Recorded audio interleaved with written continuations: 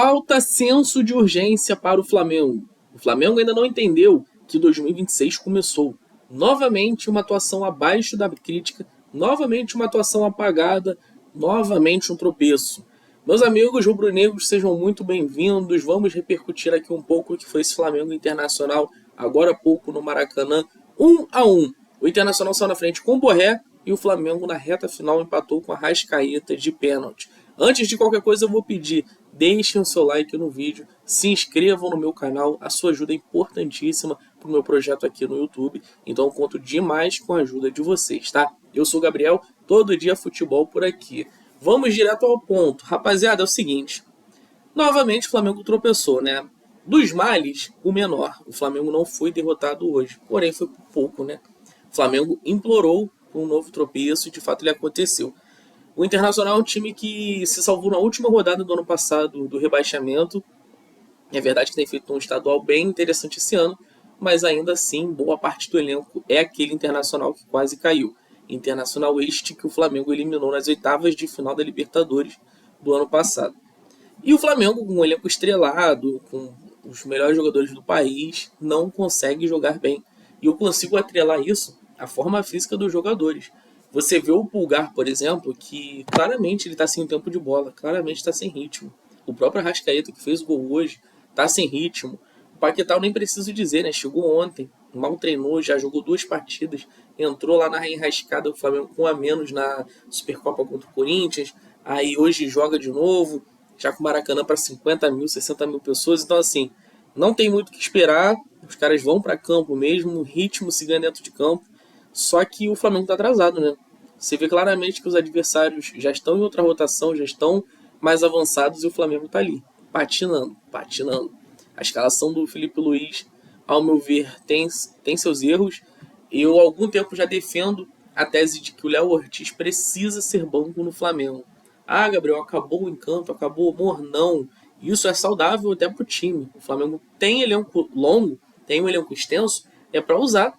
O Vitão chegou pedindo passagem, foi muito bem nos poucos jogos que fez.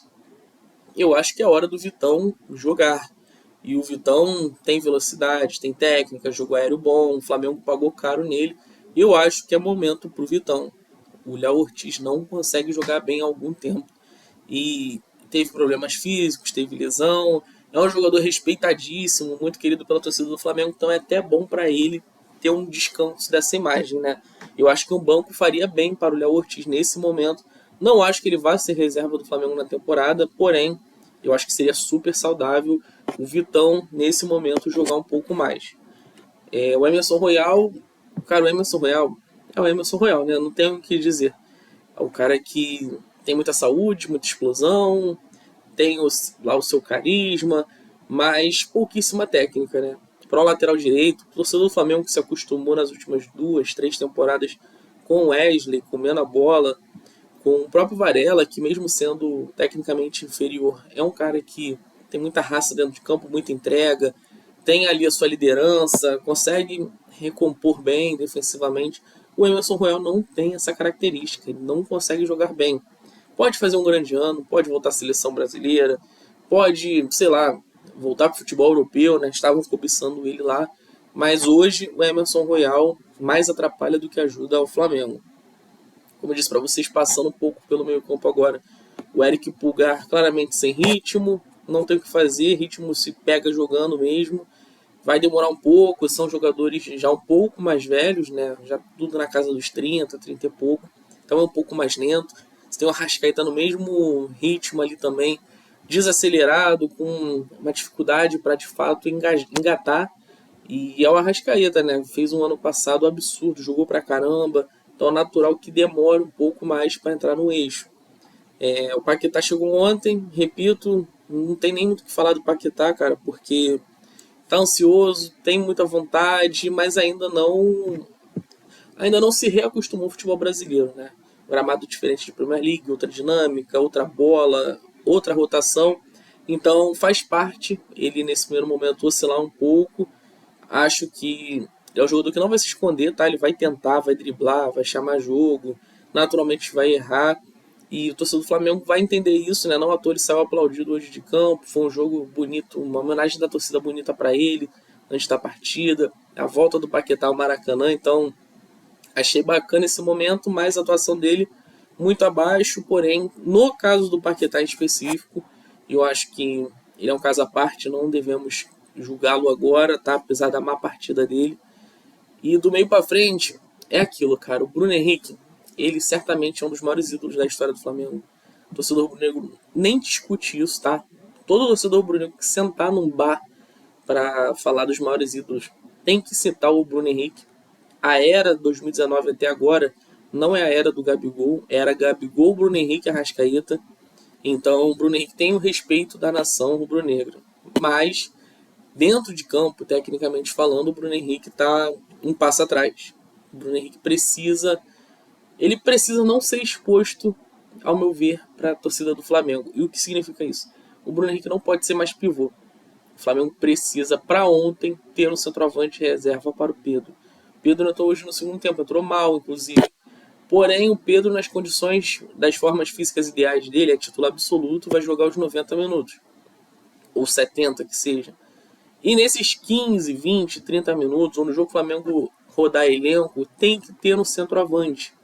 O Flamengo não tem. O Flamengo tem o Bruno Henrique improvisado de centroavante, às vezes é o Plata, em último caso tem o Wallace Ian, que ia sair, voltou, e recurso na base, é o Joshua, é um outro ali.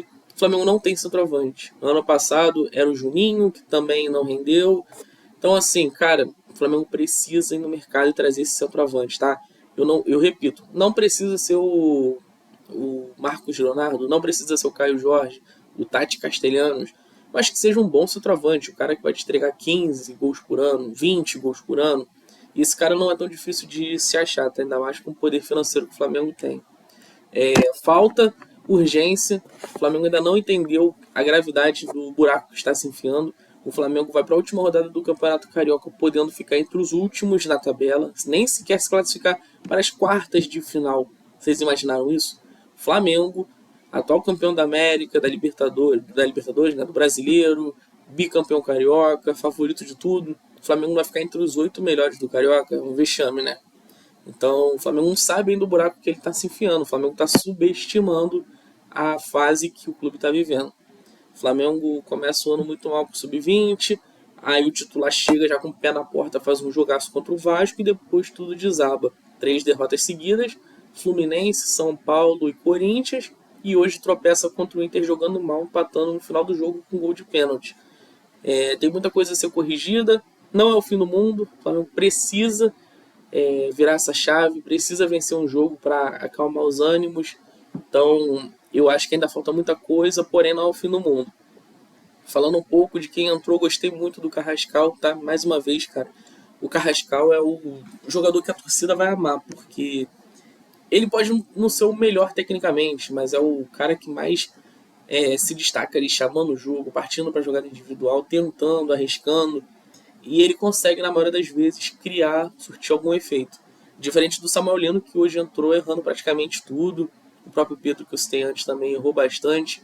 Então é o Flamengo precisando de oxigênio, né? Precisa vencer para dar uma respirada, precisa vencer para acalmar os ânimos e falar, rapaziada, a gente sabe jogar, a gente sabe o que é isso, nós vivemos isso, ganhamos, as coisas vão melhorar daqui para frente. Então o Flamengo precisa, de fato, dessa virada de chave.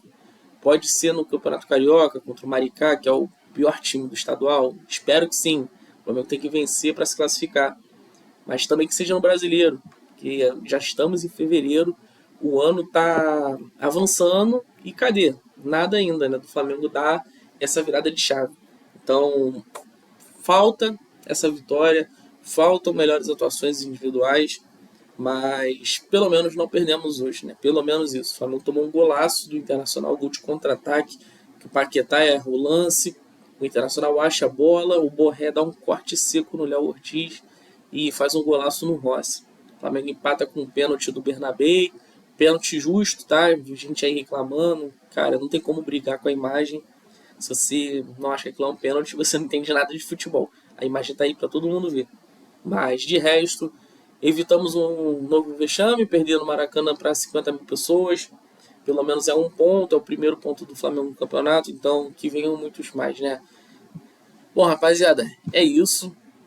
O jogo de hoje não foi nada animador. Eu imaginava que seria uma melhora considerável, tá? Imaginava que o Flamengo venceria e convenceria, mas não foi o caso. Então, ao meu ver aqui, falta muita coisa, tá? Falta mudar muita coisa ainda. E por hora é isso. Nação Rubro-Negra, você que ficou aqui mais uma vez, te agradeço muito, tá? Deixe seu like no vídeo. Comentem aí quem foi o melhor em campo, quem foi o pior. Será que o Flamengo vai vencer na próxima rodada contra o Maricá no Carioca? Esperamos que sim, né? Mas de momento é isso, pessoal. Forte abraço para todos, tenham uma excelente noite e a gente se vê logo logo. Abraço.